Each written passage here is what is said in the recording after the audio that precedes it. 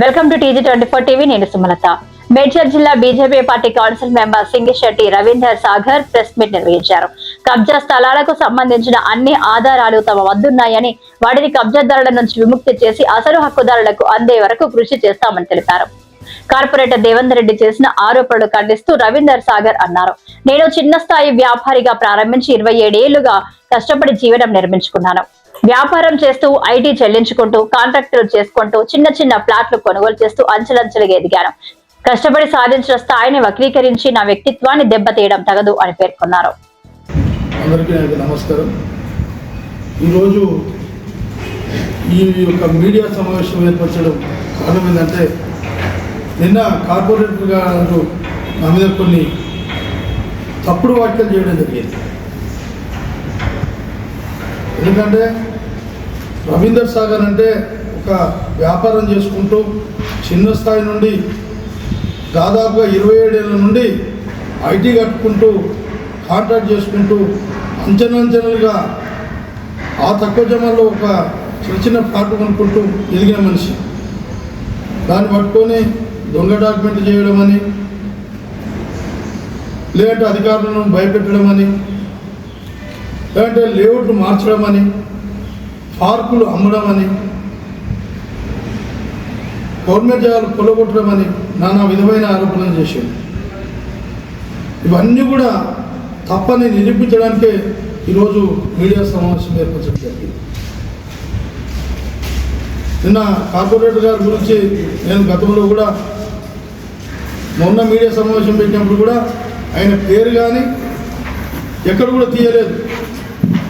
కొంత town planning వాళ్ళు వచ్చి టీపీఎస్ గారు వచ్చి దేవేందర్ రెడ్డి గారిని కలవమన్నాడు, అతను కలవండి అన్నందుకు మాత్రమే దేవేందర్ రెడ్డి గారు ఇన్వాల్వ్ అయ్యిండు అనే ఆలోచన ఉంది మాకు అని అన్నది తప్పితే, ఆయన ఏదో చేస్తున్నాడు, లేదంటే ప్లాట్లు అమ్మేండు, లేకుంటే రియల్ ఎస్టేట్ చేస్తుండు, లేదంటే ఇంకేదో పార్కులు అమ్ముతున్నాడు అని మేమేం చెప్పలేదు ఎక్కడ కూడా.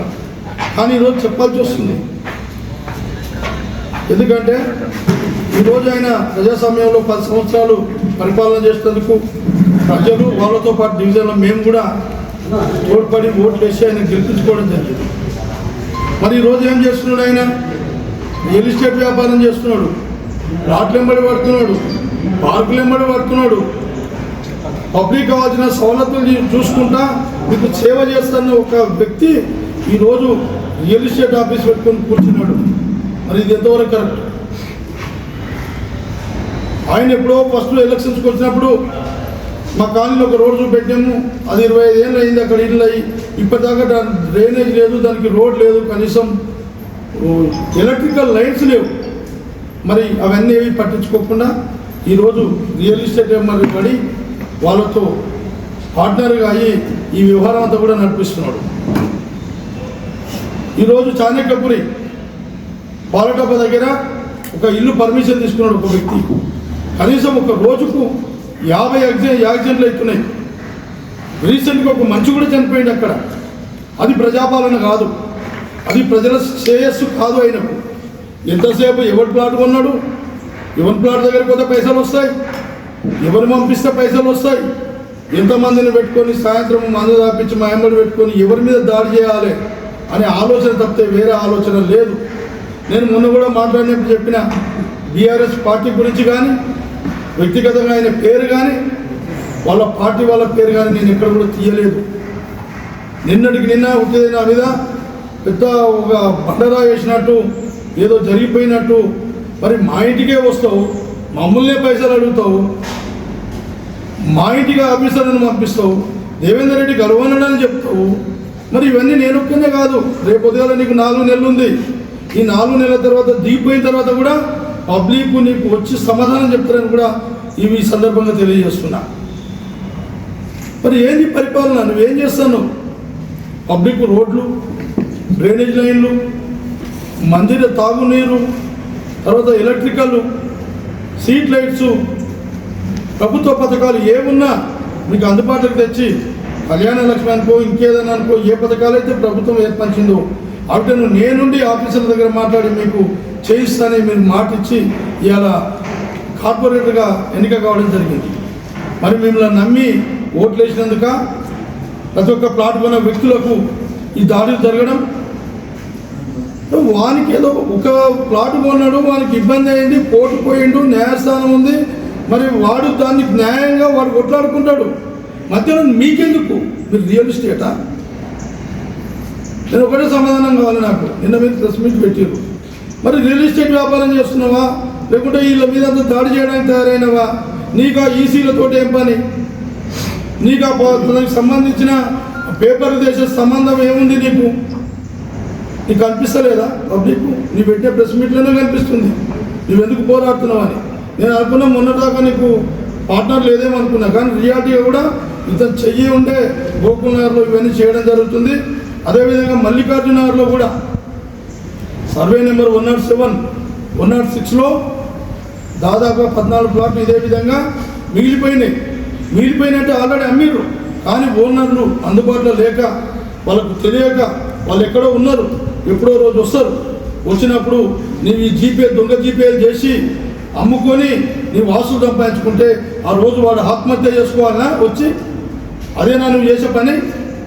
ఇంకా వేరే పని లేదా? నేను ఇలా ₹1,00,00,000 సంపాదించినట్టు సంపాదించిన. 27 సంవత్సరాల నుండి ఐటీ కడుతున్నా. 27 సంవత్సరాలు అంచెలంచెలుగా ఇవాళ ₹2,00,000 పెట్టి కొన్న ప్లాటు ఇవాళ ₹2,00,00,000 అయింది. అది నా తప్ప? నువ్వు కొనాల్సింటివి 27 ఏళ్ళ కింద ఒక ప్లాట్ కొనాల్సింటివి, అది కూడా 2 కోట్లు అయ్యేది. మేము కూడా ఒక పని చేసి కష్టపడి అన్నం తినకుండా ఎన్నో అవేర్నెస్లు కష్టపడితేనే ఈ రకంగా మేము సంపాదించగలిగినాం. దానికి నీకేమన్నా నువ్వు వ్యాపారం చేస్తున్నావు, నువ్వు జిఎస్టీ కడుతున్నావా? ప్లాట్లు అమ్ముతున్నావు, ₹10 దాన్ని రూపాయి చూపిస్తున్నావు, ₹90 తింటున్నావు ట్యాక్స్ కట్టకుండా. మరి అది ఎంతవరకు కరెక్ట్? ఒక నాయకుడు అన్నాడు నిన్న, తెల్లకాలపు దొంగలు అన్నారు. ఆయన ఏకంగా పార్కులే అమ్మేసాడు. కలర్ కాకి బట్టలు వేసుకుంటాడు, నేను అమాలిని అంటాడు. ఎర్రశాలు వేసుకుంటాడు, నేను అమాలిని అంటాడు. అక్కడికి ఎవరికి అన్ని దొంగ శాస్త్రాలే. చెన్నచెర్లలో సర్వే నెంబర్ 34 జయప్రద కాలనీలో ఒక పార్కు జాగా మొత్తం అమ్మేడు. తర్వాత ఒక షాపింగ్ మాల్ జాగా మొత్తం అమ్మేడు. మరి వాస్తవానికి ఆల్రెడీ లేఅవుట్ ఉంది అక్కడ. ఆ లేఅవుట్లో పోయి చూస్తే ఈయన ఉన్నాయి మొత్తం ఇల్లు అయినాయి. ఎవరా మీరు బాబు అని అంటే పాత్రలు అయిన అనుకుంటాడు. ముందర ఎవరినో మామూలు పెట్టి ఈ మల్కాయ గారు, ఈ బండరాజు గారు ఏదైతే చేస్తున్నారో అదే విధంగా ముందర మామూలు వాళ్ళని పెట్టి వెనుక వీళ్ళు డ్రామా అర్పించుకుంటూ పైసలు దొండుకుంటూ ₹1,00,00,000 ఎదుగుతున్న వ్యక్తులు ఈ కాలర్ వ్యక్తులు. ఇప్పుడు డాక్యుమెంట్లో ఇప్పుడు పోలీసు వాళ్ళు అనుభవాలు చేసుకునేది 6 డాక్యుమెంట్లు నాకంటే ముందు. నాది 4వ డాక్యుమెంటు. దానికి సంబంధించిన నేను ఈసీలు టోటల్గా ఈసీలు తీసుకున్న తర్వాత వచ్చింది నెంబర్ ఈసీలు వచ్చింది. ఈసీలో టోటల్గా ఈసీలు తీసుకొని నవంబర్లో నేను అగ్రిమెంట్ చేసుకున్నాను. ఈ ప్లాట్ ఈ డాక్యుమెంట్లు ఏవైతే ఉన్నాయో లింకులు 7 డాక్యుమెంట్లు ఉన్నాయి. ఇలా 7 డాక్యుమెంట్లు ఈసీలు ఇలా వచ్చిన తర్వాతనే నేను నవంబర్లో అగ్రిమెంట్ చేసుకున్నాను. నవంబర్లో అగ్రిమెంట్ చేసుకొని జనవరిలో రిజిస్ట్రేషన్ చేసుకున్నాను. వీళ్ళు ఇప్పుడు నాకు ఇచ్చిన నోటీసులు ఏమి ఇచ్చారు? ఇది నోటీసు. ఈ నోటీసులో వీళ్ళు జీపే ఏమి ఇచ్చారు? 2000 డిసెంబర్లో మేము జీపే చేసుకున్నాము. 2024లో మహేష్ రెడ్డి నాచారం పిఎస్ ఎస్ఐ గారు వెంకటయ్య, గోకుల్ నగరు, బాబా నగరు, అశోక్ నగరు అని ఒక 7 మంది పేర్లు పెట్టి 2024 డిసెంబర్లో మేము జీపే చేసుకున్నాము, ఇది మాది అని నా మీద కంప్లైంట్ ఇచ్చింది. మీకన్నా ముందు కూడా ఆల్రెడీ అలా కేసు బుక్ అయి నడుస్తుందని చెప్పాడు. కేసు బుక్ అయినట్టుంటే నాకు ప్లాట్ సంబంధించి మీ పేరు మీద అంటలేడు. ఆ ప్లాట్కి సంబంధించి 2004లో కేసు నడుస్తుంది. కేసు నడుస్తుంటే ఆ ల్యాండ్ ఆయన రవీంద్ర సాగర్ అనే వ్యక్తి కావాలని కొని నేను చూసుకుంటా అని చెప్పి తీసుకున్నా అంటాడు. ఈడ రవీంద్ర సాగర్ ఎందుకు వస్తుండు? మీ క్వశ్చన్ ఆన్సర్. ఇప్పుడు నేను ఆన్లైన్లో ఎన్ని జీపేలు ఉన్నాయి, ఎన్ని సెల్టీలు ఉన్నాయి, ఇన్ని తీసుకున్న తర్వాతనే కదా నేను ఎదుటి పార్టీని అగ్రిమెంట్ చేసుకున్నాను. అంటే జీపే ముందుందా లేకపోతే నువ్వు నేను అగ్రిమెంట్ చేసుకున్న తర్వాత ఆయన జీపే ఉంది. అంటే ఇప్పుడు నువ్వు జీపే నేను ఆన్లైన్ టోటల్గా తీసుకొని అగ్రిమెంట్ చేసుకున్నా, రేట్ మాట్లాడుకొని అగ్రిమెంట్ చేసుకున్న తర్వాత నేను నవంబర్లో అగ్రిమెంట్ చేసుకుంటే డిసెంబర్లో ఆయన వచ్చి జీపే వచ్చింది. ఇంకొకటి ఇప్పుడు నేను కోర్టు ద్వారా కూడా కోర్టులో ఆయన ఏదైతే ఇది చేసిండో దీని మీద కంప్లైంట్ ఉందో ఆ జీపే ఇవ్వమంటే కూడా ఇప్పటివరకు ఇవ్వలేదు. ఇప్పుడు నీ ఒరిజినల్ జీపే ఉందా, ఎవరు ఇచ్చిండ్రు ఏంది, అది ఇప్పటి వరకు కూడా నేను ల్యాబ్ ద్వారా కూడా సంప్రదిస్తే కూడా ఇప్పటి వరకు ఆ జీపే బయట పెడతలేదు. మరి నిజమైన నువ్వు ఇదే ఉంటే మరి ఆ జీపే బయట పెట్టి రా, నువ్వు ల్యాబ్ కార్డుకి రా, నీదైతే నువ్వు తీసుకో, నాదైతే నాకు. అది నేను కోర్టులకి నేను 24 తారీఖు 7వ నెల 24 తారీఖు నాడు నేను లాయర్ని సంప్రదించి స్టే తెచ్చుకున్నాను. స్టే తెచ్చుకున్నాక లాయర్ ద్వారా కూడా పోయి నువ్వు ఈ జీపే అయితే ఆయన మీరు ఒకసారి తీసుకోండి, ఈ కంప్లైంట్ కాపీలో జీపే అని ఇచ్చిండు, మిత్రులు మీరు కూడా ఈ జీపే తీసుకొని లాయర్ ద్వారా పోయి నాకు ఆ జీపే ఏ రకంగా జీపే ఇస్తారు అని నేను చెప్పని చెప్పాను. రిజిస్టర్డ్ జీపే అయినది లేదు, రిజిస్టర్ లేదు, దాని గురించిన డీటెయిల్స్ ఎవరు ఇవ్వట్లేదు. నేను లాయర్ తీసుకొని పిఎస్ కూడా పోయినా ఇవ్వలే, బయటికి ఎలా తీసుకునే లేదు. మరి నీవు ఒరిజినల్గా నీవు ఉంది, జీపే ఉంది, నేనే ఇది అనుకో, నీవే ఒరిజినల్ అనుకో, తీసుకుంటా బయట పెట్టు. నీ డాక్యుమెంట్ మాత్రం తీసుకో, నా డాక్యుమెంట్ తీసుకుపోయి నువ్వు పిఎస్లో పెట్టించేసి నా మీద కంప్లైంట్ చేసి నీ ప్రమేయం లేదు, నువ్వు ఎందుకు రావాలి? ఇప్పుడు టీపీ టౌన్ ప్లానింగ్ పోతే నీ పేరు చెప్తున్నాడు, రిజిస్టర్ ఆఫీస్ పోయినా నేను 4 రూమ్లో కూడా పర్మిషన్ తీసుకొని మార్గేజ్ చేయడానికి పోయి చాలని కూడా కట్టినా. ఇప్పుడు చాలా రిసిప్ట్లు కూడా నా దాని ఉన్నాయి, మీకు చూపిస్తాను అందరికీ. చాలా రిసిప్ట్లు కూడా ఆడ రిజిస్టర్ చేయొద్దని మార్గేజ్ కూడా చేయకుండా ఆపిను. దీని అంతా కారణం మీరు కాదా?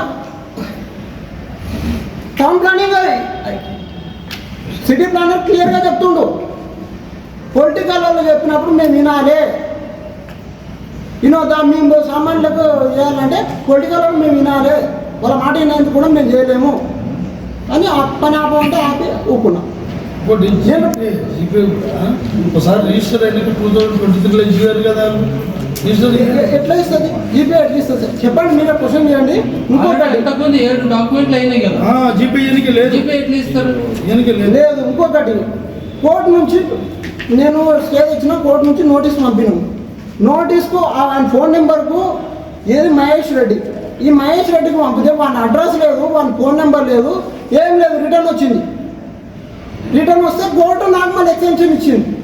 వాని అడ్రస్ లేదు, వాని ప్రూఫ్ లేదు, ఏం లేదు, ఆ ఫోన్ నెంబర్ కూడా కలవకుండా. నీ ఒరిజినల్ ఉన్నాడు రా, నేను మీలాగేమో ఇది చేసుకుంటే కదా. కోట్ల రూపాయలు ట్రాన్సాక్షన్, 2 కోట్ల రూపాయలు ఆర్టీజీ ట్రాన్సాక్షన్ చేసి తీసుకున్నా. ట్రాన్సాక్షన్తో సహా నేను నా ఛానల్ పేస్లో సబ్మిట్ చేసిన, అగ్రిమెంట్ తెచ్చిన. నేను క్యాష్ ఇవ్వలే, క్యాష్ ఇచ్చిన తక్కువ 2 కోట్ల రూపాయల ట్రాన్సాక్షన్ ఆర్టీజీతో సహా మీకు అందరికీ చూపిస్తా, మీరు ఏడిస్తారో ఇవ్వండి. పిఎస్లో ఇచ్చి కూడా అక్నాలమెంట్ తెచ్చిన. నువ్వు ఎట్లా కొన్నావు, నువ్వు ఏంది అనేది 2 కోట్ల రూపాయల ట్రాన్సాక్షన్ ఎవరేమనుకోండి నా కొన్నాను ఇచ్చిన. నేను పోలీస్ స్టేషన్ వాళ్ళకు దక్కేదాకా పోరాడుతున్నాను. ఎవరు అడ్డు వచ్చినా, ఎంతమంది అడ్డు వచ్చినా దీన్ని వదిలేదే లేదు. దీన్ని ఈసీలు తేవడం, సర్టిఫైడ్ కాపీలు తేవడం, దొంగ సంతకాలు పెట్టి 2000 తర్వాత ఎంతమంది చేసిరో వాళ్ళందరినీ కూడా జైలుకి పంపించే ప్రయత్నం మాత్రం నేను చేస్తాను. ఇంకొకటి ఏంటంటే ఇప్పుడు అది డాక్యుమెంట్ మాదేదో ప్రాబ్లం ఉంది, ఇష్యూ ఉందని చెప్తున్నారు కదా, వాళ్ళు ఇప్పుడు ఏదైతే డాక్యుమెంట్ చేసిరో అది కూడా దొంగ డాక్యుమెంటే అంటున్నారు. ఇప్పుడు ఇది జీపే అనేది పూర్తిగా దొంగదండి. జీపే అనేది మల్లికార్జున గారు కానీ అండ్ గోకుల్ గారు కానీ వీళ్ళు తెచ్చిన జీపే బయట పెట్టమనండి. ఇప్పుడు నేను ఇన్ని మాట్లాడుతున్నా కానీ ఏవో కాగితాలు తీసుకొచ్చి నేను పెట్టినావు కదా, మరి ఆ జీపే బయట పెట్టు, మల్లికార్జున గారు జీపే బయట పెట్టు, దీని జీపే బయట పెట్టు. ఎన్ని ప్రాబ్లం చేయించుకొచ్చినావు, అప్పుడు తెస్తే ఎంతమంది కొనాలనుకున్నారు, నేను పోయి ఎత్తికి వాళ్ళకి ఫోన్ చేసి పట్టుకొస్తాను. గుంటూరులో ఫ్లాట్ కొనుక్కోవాలనుకుంటున్నారా? అయితే ఒక పని చేయండి, ఎంఆర్ కన్స్ట్రక్షన్స్ వాళ్ళు గుంటూరుకు 3 వైపులా అపార్ట్మెంట్స్ కన్స్ట్రక్ట్ చేస్తున్నారు. మీరు ఒకసారి వెళ్ళి మోడల్ అపార్ట్మెంట్ చూడండి, సూపర్ గా ఉంది. ఎంఆర్ కన్స్ట్రక్షన్స్ మీ ఇంటిని అందంగా నిర్మిస్తాం. బ్రహ్మానందం చెప్తున్నాడని కాదు, మోడల్ ఫ్లాట్ చూడండి, సూపర్ గా ఉంది. నచ్చితేనే కొనండి.